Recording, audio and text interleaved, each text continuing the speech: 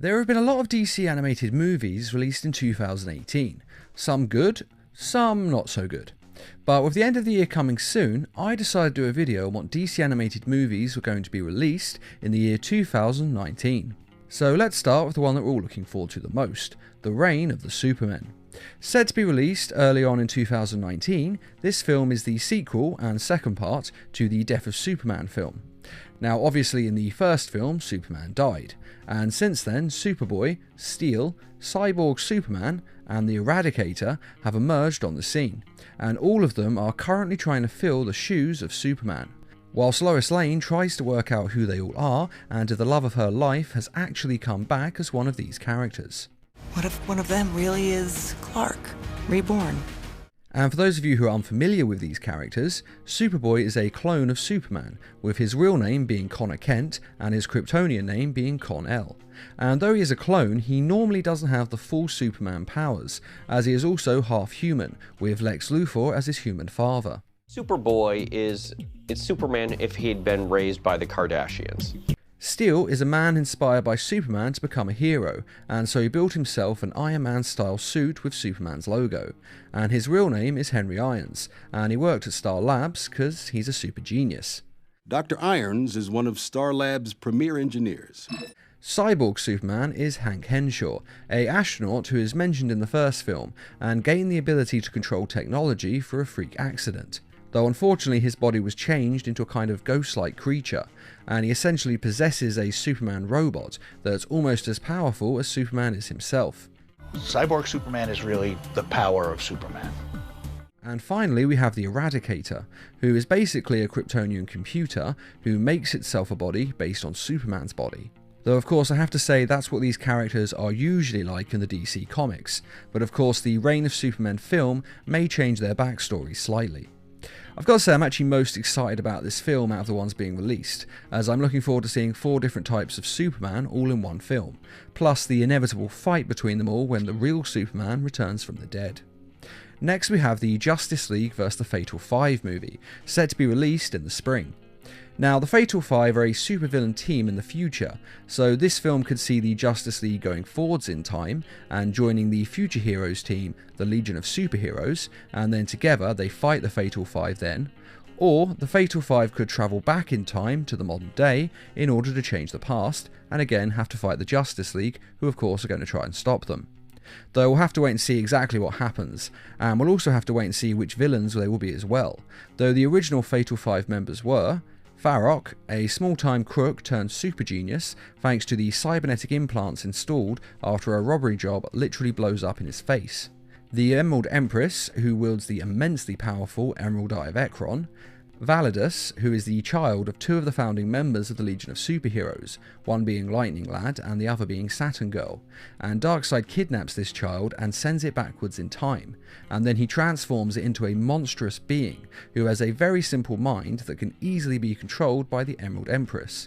And this creature also has a Superman level of strength and has a sort of telepathic / electrical attack that shocks a person's mind and knocks pretty much anyone to the floor.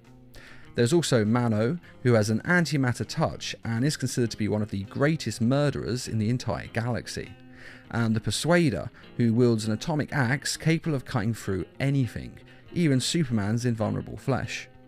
Now, these members could all feature in the film, but again bear in mind that the creators may make a few changes to the lineup.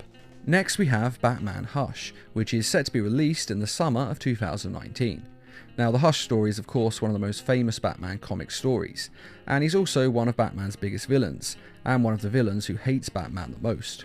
And though the character has appeared in the Arkham game series and some of the LEGO Batman games, this is the first time that he's in a DC animated film.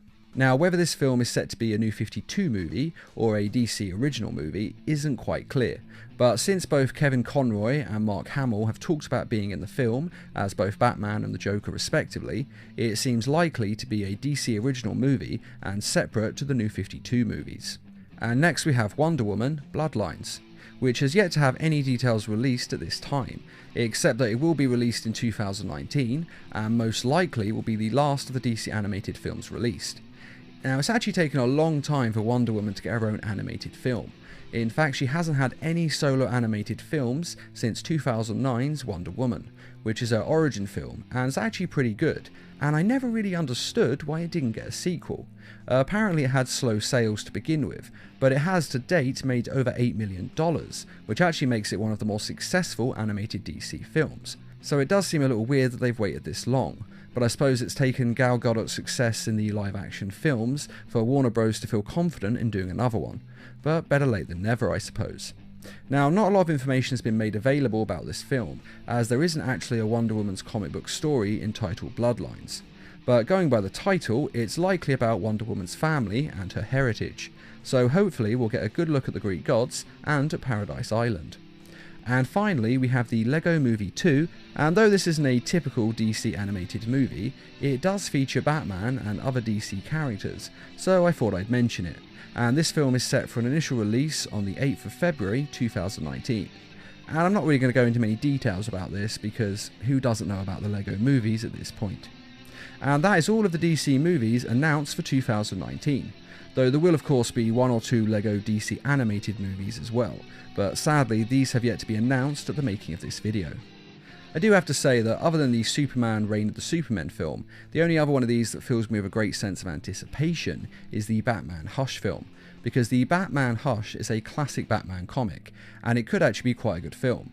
Though with that being said, there have been some rather good films made from these classic Batman stories, but there have also been rather disappointing films made from classic Batman stories. So I'm remaining cautiously optimistic.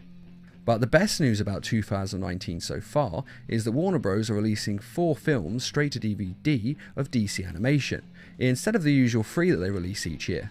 Now, this could actually be a sign that they're going to start releasing more animated films each year, instead of the usual 3 that we get each year.